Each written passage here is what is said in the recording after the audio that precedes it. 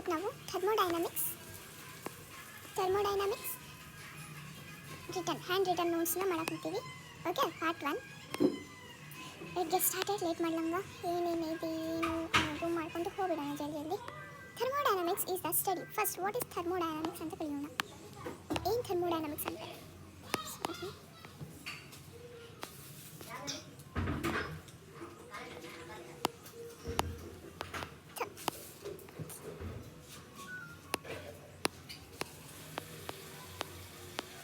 Thermodynamics ಅಂದರೆ ಏನು first? ಬೇಡ,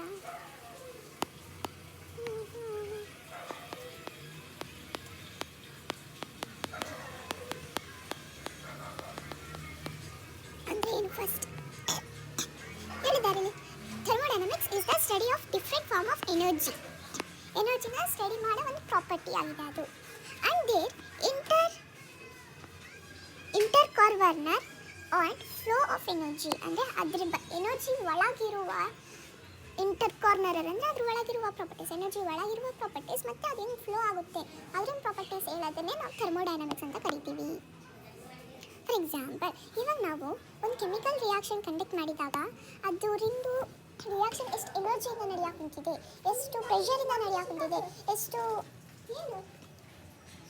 ಎಷ್ಟು ಇದು ಟೆಂಪ್ರೇಚರಿಂದ ನಡೆಯಾಕುಂತಿದೆ ಅನ್ನೋದು ಹೇಳೋದು ಥರ್ಮೋಡೈನಮಿಕ್ಸ್. ಓಕೆ, ಇವಾಗ ಈ thermodynamics is the study of different form of energy and their intercorrelator and flow of energy ಅಂತ ಹೇಳ್ಬೋದು. Next, thermodynamics helps in predicting flexibility of reaction where certain reaction is possible under given condition of temperature and pressure or not. ಅಂದರೆ ಈ thermodynamics ಅಂದರೆ ಏನಂದರೆ predicting flexibility ಅಂದರೆ ಅದ್ರ ಬಗ್ಗೆ reaction ಬಗ್ಗೆ ತಿಳ್ಕೊಳ್ಳುವ ಒಂದು ಪ್ರಾಪರ್ಟಿ ಆಗಿದೆ. ಯಾಕಂದರೆ ವೆದರ್ ಸರ್ಟನ್ ರಿಯಾಕ್ಷನ್ ಅಂದರೆ ಸ್ವಲ್ಪ ರಿಯಾಕ್ಷನ್ಗಳು ಈ ಟೆಂಪ್ರೇಚರ್ ಒಳಗೇ ನಡೀತಾವ ಇಲ್ಲ, ಈ ಪ್ರೆಷರ್ ಒಳಗೇ ನಡೀತಾವ ಇಲ್ಲ ಅನ್ನೋದನ್ನ ಪ್ರಿಡಿಕ್ಟ್ ಮಾಡಬೇಕು ಅಂದರೆ ನಮಗೆ ಥರ್ಮೋಡೈನಮಿಕ್ಸ್ ಬೇಕು. ಇಲ್ಲಾಂದರೆ ನಾವು ಒಂದು ಟೆಂಪ್ರೇಚರ್ ಇಟ್ಟು ಕೆಮಿಕಲ್ ರಿಯಾಕ್ಷನ್ ಮಾಡಿ ಈ ಟೆಂಪ್ರೇಚರ್ಗೆ ಆಗ್ತಾ ಇಲ್ಲ, ಮತ್ತು ಇನ್ನೊಂದು ಟೆಂಪ್ರೇಚರ್ ಇಟ್ಟು ಈ ಟೆಂಪ್ರೇಚರ್ಗೆ ಆಗ್ತಾ ಇಲ್ಲ ರಿಯಾಕ್ಷನ್ ಅಂತ ನೋಡೋಕ್ಕೆ ಭಾಳಷ್ಟು ಟೈಮ್ ಇರುತ್ತೆ. ಅಂದರೆ ನಮ್ಮ ಟೈಮ್ ವೇಸ್ಟ್ ಆಗುತ್ತೆ, ನಮ್ಮ ಮತ್ತು ಮೆಟೀರಿಯಲ್ಸ್ ವೇಸ್ಟ್ ಕೂಡ ಆಗುತ್ತೆ. ಅದಕ್ಕೆ ಈ ಹೊಸ ಟರ್ಮ್ ಥರ್ಮೋಡೈನಮಿಕ್ಸ್ ಅನ್ನೋದು ಹೆಲ್ಪ್ ಆಗುತ್ತೆ. ಯಾವಾಗ ಪ್ರಿಡಿಕ್ಟ್ ಮಾಡೋಕ್ಕೆ, ಅಂದರೆ ಯಾವ ಟೆಂಪ್ರೇಚರ್ಗೆ ಈ ರಿಯಾಕ್ಷನ್ ಆಗಬೇಕು, ಯಾವ ಪ್ರೆಷರಾಗಿ ಈ ರಿಯಾಕ್ಷನ್ ಆಗಬೇಕು ಅನ್ನೋದು ನಮಗೆ ಥರ್ಮೋಡೈನಮಿಕ್ಸ್ ಹೇಳುತ್ತೆ. ಓಕೆನಾ? Next, predicting the extent of chemical reaction ಅಂದರೆ for example extent of chemical reaction means ಈ ಪ್ರಾಡಕ್ಟ್ಸ್ ಮತ್ತು ಫಾರ್ ಎಕ್ಸಾಂಪಲ್ ಇವಾಗ A plus B is equals to C plus D. ಇದೇನು ರಿಯಾಕ್ಟೆಂಟ್ ಅದಾ, ಇದು ಪ್ರಾಡಕ್ಟ್ ನಮಗೆ ಗೊತ್ತು. ಇವಾಗ ಇಷ್ಟು ರಿಯಾಕ್ಟೆಂಟ್ ಸೇರಿ A plus B ರಿಯಾಕ್ಟೆಂಟ್ ಸೇರಿ ಎಷ್ಟು ಪ್ರಾಡಕ್ಟ್ ಕೊಡ್ತಿದೆ ಇಲ್ಲಿ? C plus D. ಇದು ನಮಗೆ ಮುಂಚೆನೇ ಗೊತ್ತಾಗುತ್ತೇನಾ? ಫಾರ್ ಎಕ್ಸಾಂಪಲ್ ಇನ್ನು ಇದು ಪ್ರಾಡಕ್ಟ್ ಫಾರ್ಮ್ ಆಗಿಲ್ಲ, ಇವಾಗ ನಮಗೆ ಗೊತ್ತಿಲ್ಲ ಪ್ರಾಡಕ್ಟ್ ಎಷ್ಟು ಫಾರ್ಮ್ ಆಗುತ್ತೆ ಅನ್ನೋದು. ಇವಾಗ ಎಷ್ಟು ಫಾರ್ಮ್ ಆಗುತ್ತೆ ಪ್ರಾಡಕ್ಟ್ ಅನ್ನೋದು ನಮಗೆ ಯಾವ್ದು ಹೇಳುತ್ತೆ? ಥರ್ಮೋಡೈನಮಿಕ್ಸ್ ಹೇಳುತ್ತೆ. ಓಕೆನಾ? ಈ ಥರ್ಮೋಡೈನಮಿಕ್ಸ್ ನಮಗೆ ಅಲ್ಲಿ ಹೆಲ್ಪ್ ಆಗುತ್ತೆ. ಏನು ಹೇಳುತ್ತೆ? Extent of chemical reaction means ಎಷ್ಟು ಪ್ರಾಡಕ್ಟ್ ಫಾರ್ಮ್ ಆಗುತ್ತೆ ಅನ್ನೋದು ನಮಗೆ ಥರ್ಮೋಡೈನಮಿಕ್ಸ್ ಹೇಳ್ತಾ ಹೋಗುತ್ತೆ. ಓಕೆ, ಇವಾಗ next, predicting the force that derives chemical reaction process ಅಂದರೆ ಫಾರ್ ಎಕ್ಸಾಂಪಲ್ ಇವಾಗ C plus D ಕೊಟ್ಟಿದೆ, ಇದು ಎಷ್ಟು ಟೈಮ್ ಒಳಗಾಗಿದೆ, ಎಷ್ಟು ಫೋರ್ಸ್ ಒಳಗಾಗಿದೆ ಅನ್ನೋದು ಹೇಳಿದೆ ಅದು ಥರ್ಮೋಡೈನಮಿಕ್ಸ್. ಇವಾಗ ಫಾರ್ ಎಕ್ಸಾಂಪಲ್ ನಾವು ಒಂದು ಕೆಮಿಕಲ್ ರಿಯಾಕ್ಷನ್ನ ಕಂಡಕ್ಟ್ ಮಾಡಿದಾಗ ಅದಕ್ಕೆ ಇಯರ್ ಗಟ್ಟಲೆ ಕಳೀತೀವ ಇಲ್ಲ, ಅಂದರೆ ಆದಷ್ಟು ಸ್ವಲ್ಪ ದಿವಸ ಆಗ್ಬಿಡ್ಬೇಕು ನಮಗೆ. ಇಯರ್ ಎಲ್ಲ ಕುಂತು ಅದನ್ನು ನೋಡ್ಕೊಂತ ಯಾವಾಗುತ್ತೆ ಅಂತ ಕುಂದ್ರಕ್ಕಾಗಲ್ಲ, ಹೌದಾ? ಅದಕ್ಕೆ ನಾವೇನು ಮಾಡ್ತೀವಿ, ಈ ಥರ್ಮೋಡೈನಮಿಕ್ಸಿಂದ ಅದನ್ನು ಎಷ್ಟು ಟೈಮ್ ಒಳಗಾಗುತ್ತೆ, ಎಷ್ಟು ಫೋರ್ಸ್ ಒಳಗಾಗುತ್ತೆ, ಎಷ್ಟು ಪ್ರಾಡಕ್ಟ್ ಕೊಡುತ್ತೆ ಅದು ಅನ್ನೋದನ್ನ ಕಂಡುಹಿಡಿಬೋದು ಈ ಥರ್ಮೋಡೈನಮಿಕ್ಸಿಂದ. ಓಕೆ, ಇವಾಗ ನೆಕ್ಸ್ಟ್, ಸಮ್ ಇಂಪಾರ್ಟೆಂಟ್ ಅಂದರೆ ಈ ಥರ್ಮೋಡೈನಮಿಕ್ಸ್ ಮಾಡಬೇಕಂದ್ರೆ ಇದು ಒಂದು ಸ್ವಲ್ಪ ಇಂಪಾರ್ಟೆಂಟ್. ಯಾವ್ಯಾವ ಇಂಪಾರ್ಟೆಂಟ್ ಅಂದರೆ ನಾವು ನೋಡ್ಕೊಂತ ಹೋಗೋಣ. Okay, first system and surrounding and boundaries. ಏನಿದೆ system and surrounding and boundaries? ನಮಗೆ ಸಿಸ್ಟಮ್ ಅಂದರೆ ಗೊತ್ತು, ಏನು ಅದರೊಳಗೆ ವೆರೈಟೀಸ್ ಆಫ್ ಇದು ಪ್ರಾಪರ್ಟೀಸ್ ಇರುತ್ತೆ. ಆ ವೆರೈಟೀಸ್ ಆಫ್ ಪ್ರಾಪರ್ಟೀಸ್ನ ನಾವು ಸರೌಂಡಿಂಗ್ ಅಂತ ಕರಿತೀವಿ. ಓಕೆ, ಫಾರ್ ಎಕ್ಸಾಂಪಲ್ ನಾನು ಹೇಳ್ತೀನಿ ನೋಡ್ರಿ. ಸಿಸ್ಟಮ್ ಡೆಫಿನೇಷನ್ ನೋಡೋಣ. Specific part of universe that is studied by us for study of system energy changes. ಏನು ಹೇಳಿದಾರೆ ಅಲ್ಲಿ? Specific part of universe. System ಅನ್ನೋದೇನು? Specific part of universe that is study by us for study of energy changes. For example ಇಲ್ಲಿ ನೀವು universe ಹಿಂಗಿರ್ತೈತೆ ಅನ್ಕೋರಿ, ಭಾಳ ದೊಡ್ಡದು ಬರೋ ಇಲ್ಲಿ ಇದೆ ತಗೊಂಡು ಹಿಂಗಿರ್ತೈತೆ ಅನ್ಕೋರಿ. ಯೂನಿವರ್ಸ್ ಯಾವ್ದು ಯೂನಿವರ್ಸ್? ಇಷ್ಟೇ ಯೂನಿವರ್ಸ್, ಇದೆಲ್ಲ ಯೂನಿವರ್ಸ್. ಇಷ್ಟಿದೆಲ್ಲ ಈ 4 ಡಬ್ಬಾಸ್ ಇವೆಲ್ಲ ಸಿಸ್ಟಮ್. ಅಂದರೆ ಸಿಸ್ಟಮ್ ಇವಾಗ ಏನಾಯ್ತು? System is a part of universe ಆಯಿತು. ಅಂದರೆ ಇದು ಒಂದು system is the part of whole universe. Okay, ಇದು ನಮಗೆ ಅರ್ಥ ಆಯಿತು. ಇವಾಗ ಇದು ಸಿಸ್ಟಮ್ ಅನ್ಕೊಳ್ಳೋಣ. ಅಂದರೆ ಇವಾಗ ಇದ್ರ ಮೇಲೆ ನಾವು ಭಾಳ ಕಾನ್ಸಂಟ್ರೇಷನ್ ಮಾಡಾಕ್ತೀವಿ. ಯಾವ್ದ್ರ ಮೇಲೆ? ನಂಬರ್ 1 ಮೇಲೆ. ಇದು ನಂಬರ್ 2 ಅನ್ಕೊಳ್ಳೋಣ, ಇದು ನಂಬರ್ 3, ಇದು 4. ಇವಾಗ ನಂಬರ್ 1 ಮೇಲೆ ನಾವು ಕಾನ್ಸಂಟ್ರೇಷನ್ ಮಾಡಾಕ್ತೀವಿ. ಇವು ನಾಲ್ಕದ್ರ ಒಳಗೆ ನಾವು ನಂಬರ್ 1 ಮೇಲೆ ರಿಸರ್ಚ್ ಮಾಡಾಕ್ತೀವಿ. ರಿಸರ್ಚ್ ಮಾಡೋದು ನಮಗೆ ಏನಾಗುತ್ತೆ? ಇವಾಗ ಇದು ಸಿಸ್ಟಮ್ ಅದಾಯ್ತಾ? ಏನಾಗುತ್ತೆ? ಅದು ಸಿಸ್ಟಮ್ ಆಗುತ್ತೆ.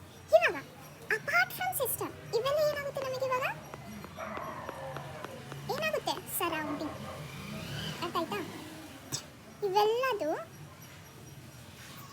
ಇವೆಲ್ಲದು ಸರೌಂಡಿಂಗ್, ಇದು ಸಿಸ್ಟಮ್. ಇಲ್ಲಿ ಅರ್ಥ ಮಾಡ್ಕೊಬೇಕು ನೀವು. ಇದೆಲ್ಲ ಸಿಸ್ಟಮ್, ಇದೆಲ್ಲ ಸರೌಂಡಿಂಗ್. ಓಕೆ, ಅಂದರೆ ನಾವು ರಿಸರ್ಚ್ ಮಾಡಕ್ಕಿಂತೀವಿ, ಅದ್ರ ಮೇಲೆ ರಿಸರ್ಚ್ ಮಾಡಕ್ಕಿಂತೀವಿ, ಅದೇನಾಗುತ್ತೆ?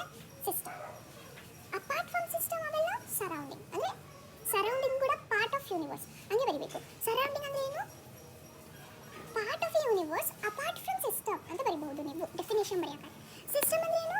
Part of a universe which study by us for study of energy change. ಅಂದರೆ ಎನರ್ಜಿ ಮೇಲೆ ರಿಸರ್ಚ್ ಮಾಡಾಕೊಂತೀವಿ, ಸ್ಟಡಿ ಮಾಡಾಕೊಂತೀವಿ, ಅದನ್ನು ನಾವೇನಂತ ಕರಿತೀವಿ? ಸಿಸ್ಟಮ್ ಅಂತ ಕರಿತೀವಿ. ಇದಾಗ್ತಾ ಆಯ್ತಾ ಇಲ್ಲಿ ಮಟ್ಟ? ಇವಾಗ ಬೌಂಡ್ರೀಸ್ ಅಂದರೆ ಏನು ರೀ ಮಿಸ್?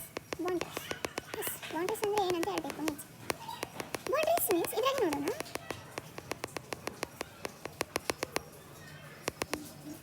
ಓಕೆ, ಇಲ್ಲಿ ನೋಡೋಣ. ಇದನ್ನು ನಾವು ಸಿಸ್ಟಮ್ ಅಂತ ಕರೆದ್ವಿ, ಹೌದಾ? ಇದನ್ನು ನಾವು ಸಿಸ್ಟಮ್ ದಿಸ್ ಇಸ್ ಸಿಸ್ಟಮ್. ಇದೆಲ್ಲ ಏನು? ಸರೌಂಡಿಂಗ್. ಇಷ್ಟು ಸರೌಂಡಿಂಗ್. ಇವಾಗ ಈ ಸಿಸ್ಟಮ್ನ ಮತ್ತು ಸರೌಂಡಿಂಗ್ನ ದೂರ ಮಾಡೋದು, ಅಂದರೆ ಸಪ್ರೇಟ್ ಮಾಡೋದು, ದೂರ ಅಲ್ಲ ಸಪ್ರೇಟ್ ಮಾಡೋದು ಏನು? ಈ ಲೈನ್ ಅನ್ಕೊಂಡು ನಾನು ಇವಾಗ ಸದ್ಯ ಈ ಲೈನ್, ಹೌದಾ? ಈ ಲೈನು ಇದನ್ನು ಮತ್ತು ಇದನ್ನು ಸಪ್ರೇಟ್ ಮಾಡೋಕ್ಕಂತಿದೆ. ಫಾರ್ ಎಕ್ಸಾಂಪಲ್ ಇದು ಬೇಡ, ಇಷ್ಟೇ ತಗೊಳ್ಳಿ.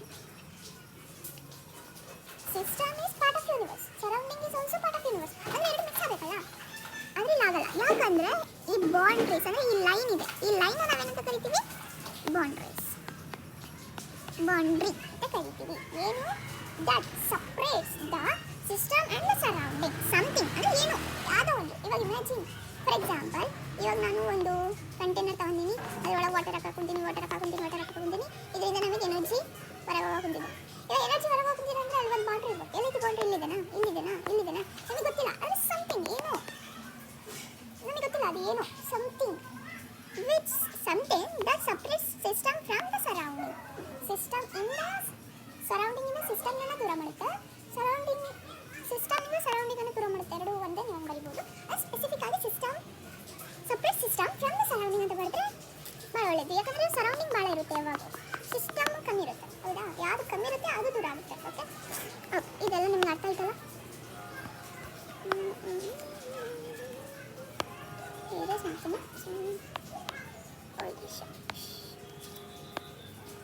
ಇದೆಲ್ಲ ಅರ್ಥ ಆಯ್ತಲ್ಲ? This is system,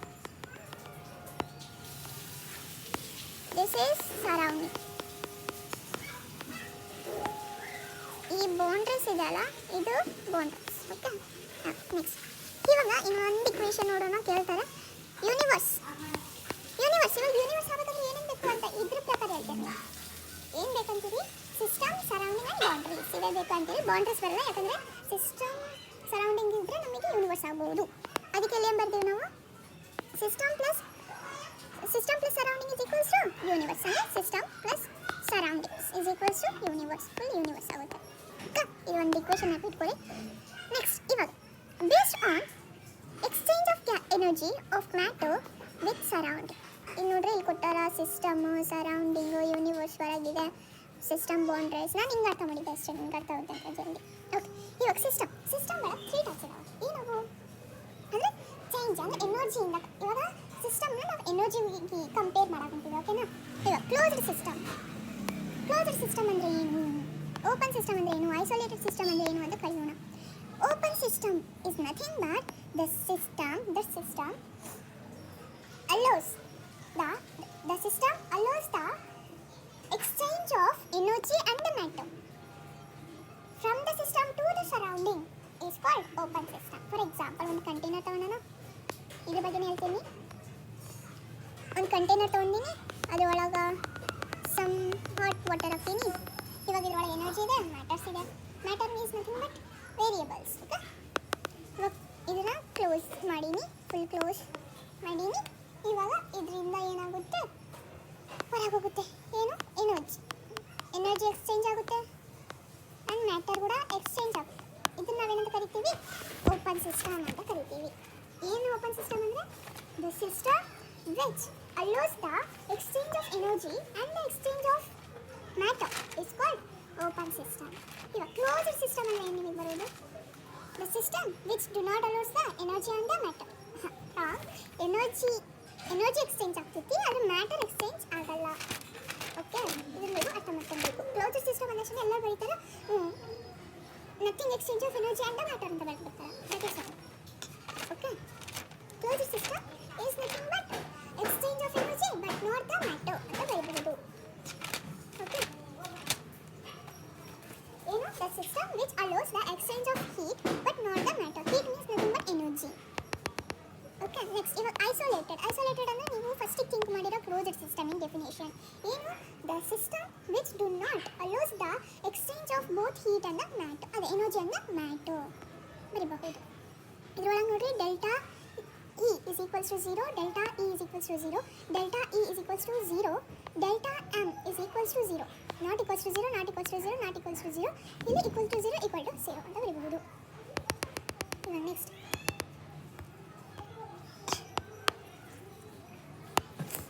state of the system. ಇವಾಗ ನಾವು ಕಲಿಯೋದು ಸ್ಟೇಟ್ ಆಫ್ ದ ಸಿಸ್ಟಮ್. ಏನಿದೆ state of the system? Condition in which system is present, state can be known by something specific properties of the system. ಏನು ಹೇಳಿದ್ದಾರೆ ಅವರು, for example state of the system is nothing but, ಇಲ್ಲಿ ನೋಡ್ರಿ, ನಾನಿಲ್ಲಿ ಒಂದು container ತೊಗೊಂಡಿನಿ, ಅದರೊಳಗೆ some matter ಹಾಕ್ತೀನಿ, ಮ್ಯಾಟರ್ಸ್. ಇವಾಗ ಇದರಿಂದ ವಾಲ್ಯೂಮ್ V1, ಇದರಿಂದ ಪ್ರೆಷರ್ P1, ಇದರಿಂದ ಟೆಂಪ್ರೇಚರ್ T1. ಇವಾಗ ಇದು ರಿಯಾಕ್ಷನ್ ಆಗಿ ಏನಾಗುತ್ತೆ, ರಿಯಾಕ್ಷನ್ ಆದ ಕ್ಷಣ ಇದರಿಂದ ವಾಲ್ಯೂಮ್ V2 ಆಗುತ್ತೆ, P2 ಆಗುತ್ತೆ ಪ್ರೆಷರ್, ಆ್ಯಂಡ್ ಟೆಂಪ್ರೇಚರ್ T2 ಆಗುತ್ತೆ. ಅಂದರೆ ಏನಂದರೆ the extent condition of a system is called state of a system. For example, ಇದರಿಂದ ಇವಾಗ ಏನಿದೆ ಕಂಡೀಷನ್, ಅದು ಎಕ್ಸ್ಟೆಂಟ್ ಆಗಿ ಅಂದರೆ ಪ್ರಾಡಕ್ಟ್ ಫಾರ್ಮ್ ಮಾಡಿ ಬೇರೆದಾಗೋದನ್ನ ನಾವು ಸ್ಟೇಟ್ ಆಫ್ ಎ ಸಿಸ್ಟಮ್ ಅಂತ ಕರಿತೀವಿ. ಆಯ್ತಾ? ಅಂದರೆ ಫಾರ್ ಎಕ್ಸಾಂಪಲ್ ರಿಯಾಕ್ಟೆಂಟ್ ಒಳಗೆ ಒಂದಿದ್ದು ವೇರಿಯಬಲ್ಸ್ ಪ್ರಾಡಕ್ಟ್ ಅಂದರೆ ಒಂದಿದೆ, ಅದನ್ನು ನಾವೇನಂತ ಕರಿತೀವಿ, ಸ್ಟೇಟ್ ಆಫ್ ಎ ಸಿಸ್ಟಮ್ ಅಂತ ಕರಿತೀವಿ. ಓಕೆನಾ? ಇದು ಸ್ಟೇಟ್ ಫಂಕ್ಷನ್. ಇವಾಗ ನಾವು ಸ್ಟೇಟ್ ಫಂಕ್ಷನ್ ಅಂತ ಕಲಿಯೋಣ. ಇನ್ನೊಂದು ಹೇಳೋದು ಮರ್ತೋಗುತ್ತೆ, state variables is nothing but, state variables ಬಗ್ಗೆ ಹೇಳಬೇಕು, ಇಲ್ಲಿ ಬರ್ತಿಲ್ಲ. Variables, state variables is nothing but T1, V1, P1. ಅಂದರೆ ರಿಯಾಕ್ಟೆಂಟ್ ಒಳಗಿರೋದು ಸೇಮ್ ಇದೆ, ಅವೇ ಇದೆ, ಬೇರೆದಿಲ್ಲ. ಮಾಸು, ಏನೋ ಒಂದು ಏನಂತಾರೆ ಅದನ್ನು, ಮಾಸ್ ಅಂತವು, kg ಅವು, ಮಾಸ್ ಲೆಂತ್ ಅಂತವಿಲ್ಲ ಇಲ್ಲಿ, ಆದರೆ ಸೇಮ್ ವೇರಿಯಬಲ್ಸ್ ಅವೇ ಇದೆ ವೇರಿಯಬಲ್ಸ್. ಅದನ್ನು ನಾವೇನಂತ ಕರಿತೀವಿ, ಸ್ಟೇಟ್ ವೇರಿಯಬಲ್ಸ್. ಡೆಫಿನೇಷನ್ ಹೇಳ್ತೀನಿ ನೋಡ್ರಿ, the properties which required to describe a state of a system. ಈ ಸ್ಟೇಟ್ ಆಫ್ ಎ ಸಿಸ್ಟಮ್ನ ಡಿಸ್ಕ್ರೈಬ್ ಮಾಡೋಕ್ಕೆ ನಮಗೆ ಏನೇನು ಬೇಕಿತ್ತು, ಟೆಂಪ್ರೇಚರ್, ವಾಲ್ಯೂಮ್, ಪ್ರೆಷರ್ನ ನಾವು ತಗೊಂಡು ಸ್ಟೇಟ್ ಆಫ್ ಎ ಸಿಸ್ಟಮ್ನ ಡಿಸ್ಕ್ರೈಬ್ ಮಾಡಿದ್ವಿ. ಆ ಡಿಸ್ಕ್ರೈಬ್ ಪ್ರಾಪರ್ಟೀಸ್ನ ನಾವೇನಂತ ಕರಿತೀವಿ, ಸ್ಟೇಟ್ ವೇರಿಯಬಲ್ಸ್ ಅಂತ ಕರಿತೀವಿ. ಇವಾಗ ನಾವು ಸ್ಟೇಟ್ ಫಂಕ್ಷನ್ಗೆ ಹೋಗ್ಬಿಡೋಣ. ಸ್ಟೇಟ್ ಫಂಕ್ಷನ್ ಅಂದರೆ ಏನು? First, any property of a system which is depend on only on the state of a system and the not on the way that state has been achieved. ಇದನ್ನು ನಿಮಗೆ ಈಸಿಯಾಗಿ ಹೇಳ್ತೀನಿ ಏನಂದರೆ the properties which are only dependent on initial and final state of a system ಅಂತ ಕರಿಬಹುದು. ಏನು state function. What is state function? State function is nothing but net force. ಇವಾಗ for example net force ಹೆಂಗೆ ಬರಿತೀವಿ ನಾವು?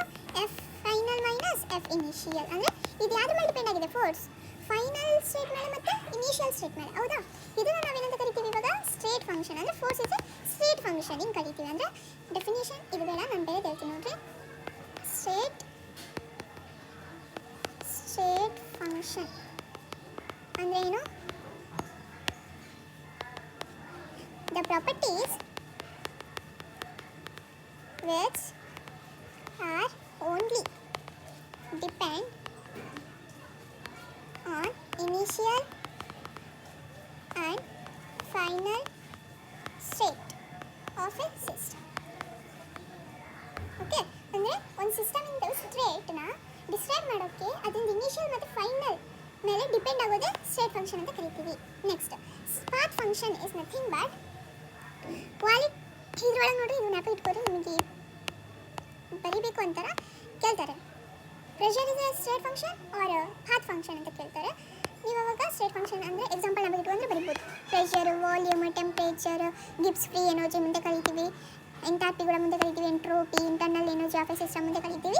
ಅಂದರೆ ಇವು ಜ್ಞಾಪಕ ಇಟ್ಕೋರಿ. Pressure, volume, temperature, Gibbs energy, enthalpy, entropy ಮತ್ತು internal energy of a system ಇದು ಜ್ಞಾಪಕ ಇಟ್ಕೋರಿ. ಓಕೆನಾ? ಇವಾಗ change in state function or not state function are not state function. ಇದು ಬಿಡ್ರೆ ಇದು ನೀವು ತಲೆ ಕೆಡಿಸ್ಕೊಂಡ್ರೆ. ಓಕೆನಾ? ಓಕೆ, ಇವಾಗ ಪಾತ್ ಫಂಕ್ಷನ್ ಅಂದರೆ ಏನು? Quantities which are dependent on the path through which A particular state has been achieved. ಇವಾಗ path function is nothing but the variables of a system which are dependent on the path carried out. ಅಂದರೆ ಒಂದು function ಇದು ಬರೀ ಯಾವ್ದ್ರ ಮೇಲೆ? Final ಮತ್ತು initial ಮೇಲೆ depend ಆಗಿದೆ. ಆದರೆ ಈ ಫಂಕ್ಷನ್ ಏನು ಮಾಡುತ್ತೆ? ಪಾತ್ ಅಂದರೆ ಅದು ಹೆಂಗಾಗಿದೆ, ಪರ್ಟಿಕ್ಯುಲರ್ ಆಗಿ ಅದು ಹೆಂಗಾಗಿದೆ ಅನ್ನೋದ್ರ ಮೇಲೆ ಡಿಪೆಂಡ್ ಆಗುತ್ತೆ. ಅದನ್ನು ನಾವೆಂತ ಕರಿತೀವಿ? ಪಾತ್ ಫಂಕ್ಷನ್ ಅಂತ ಕರಿತಾ ಹೋಗ್ತೀವಿ. ಇದು ಅರ್ಥ ಆಯ್ತಾ? ನೆಕ್ಸ್ಟ್ ಹೋಗೋಣ. ನೆಕ್ಸ್ಟ್ ಬರೋದು extensive property. What is this extensive property?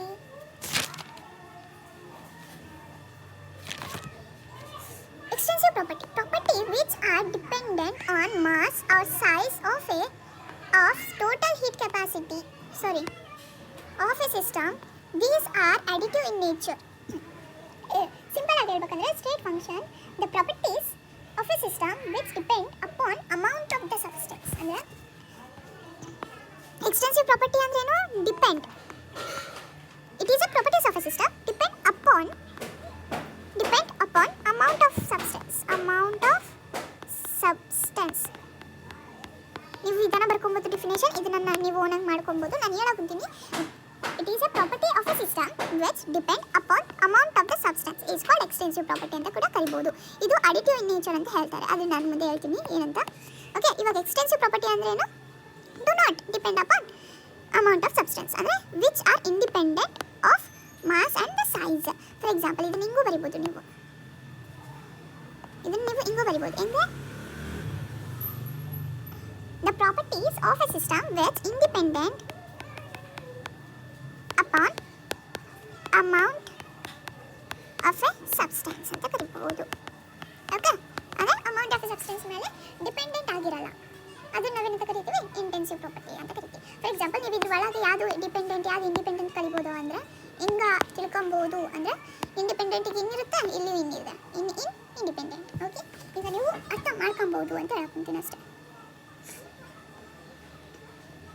ಇವಾಗ ಇಲ್ಲಿ ಏನು ಎಕ್ಸ್ಟೆನ್ಸಿವ್ ಒಂದು ಅಡಿಟಿವ್ ಅಂತ ಕೊಟ್ಟಿದ್ದಾರೆ. ಏನು ಅದು ಅಂತ ಕರೆಯಬಹುದು. ಇಲ್ಲಿ ಇದು ಅಡಿಟಿವ್, ಇದು ನಾನ್ ಅಡಿಟಿವ್ ನೇಚರ್ ಅಂತ ಕೊಟ್ಟಿದ್ದಾರೆ.